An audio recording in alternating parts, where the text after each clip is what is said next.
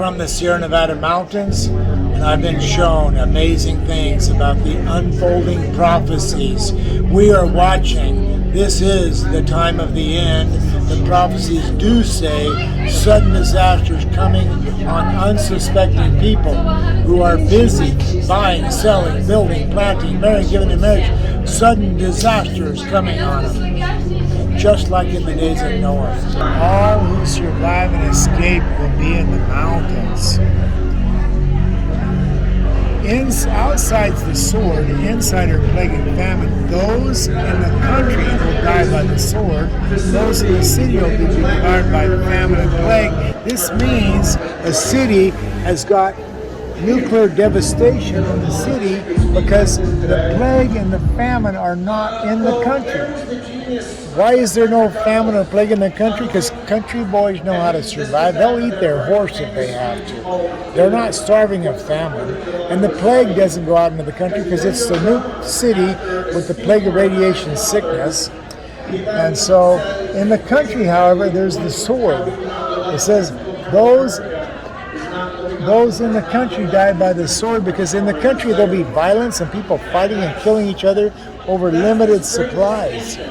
And so you want to be in the mountains where you get away from everybody, okay? And so people are going to be a problem, and you want to get away from these people. And you want to be safe, and you want to have peace, and you want to be able to ride out the storm.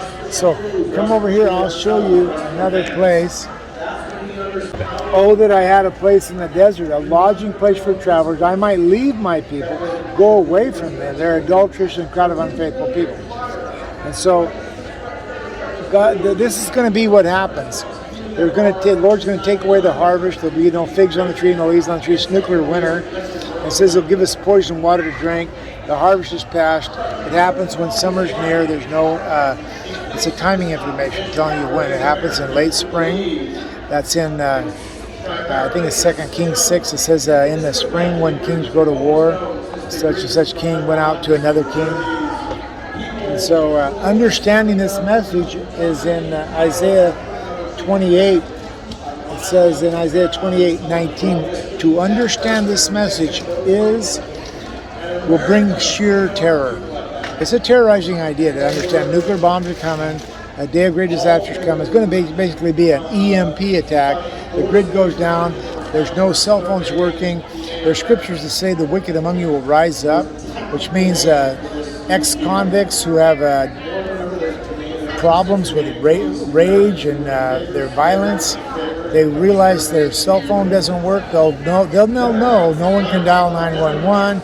They will say to themselves, now I can do anything I want to anybody. Nothing can stop me now. And the wicked will rise up. And at that point, you need to be armed. Jesus actually says, if you don't have a sword, sell your coat and buy one, which means in a time of needing something that you don't have, you look around to see what do you have that you don't need. It's your coat. Why don't you need your coat? It's going to happen when summer's near. You're going to be looking at a future where there will be hot August nights. The coat won't be necessary. And so you'll have plenty of time to acquire a coat by the time winter comes. But sell the coat, get the sword or a gun, because you're going to need it to protect yourself, because a Colt 45 is called a peacemaker, and there's going to be a need for peacekeeping because there'll be no law enforcement at that time. In my research, I found this, the nuclear bomb testing in the Alamogordo Desert of New Mexico, and this is a photograph of the world's first atomic explosion. It says that right here. And it says the photographer makes a decision. Berlin Brixner is his name, and he said there's a tremendous brilliant light comes out of the initial part of the explosion, and then it forms a ball of fire which becomes an immense ball of white hot material. That image persists in his mind. But in the book of Ezekiel, 2,500 years before, Ezekiel saw an immense cloud, flashing lightning, surrounded by brilliant light. The center of the fire looked like the glowing metal is the white hot material. And so these two men describe the same thing 2,500 years apart. and I understand why Ezekiel time traveled into the future and witnessed nuclear bombs as they were going off. And God can time travel him back and tell him to write down what he saw. He saw the same thing Berlin Brickner photographed. I have been instructed by the Lord. I understand what's coming. Nuclear war, nuclear holocaust, radiation sickness, poison water to drink, nuclear winter, crops contaminated, no travelers on the road, all the supplies are cut off. It's in Isaiah 3, it's in Ezekiel 4, food and water will be scarce. Instructions are to stock up.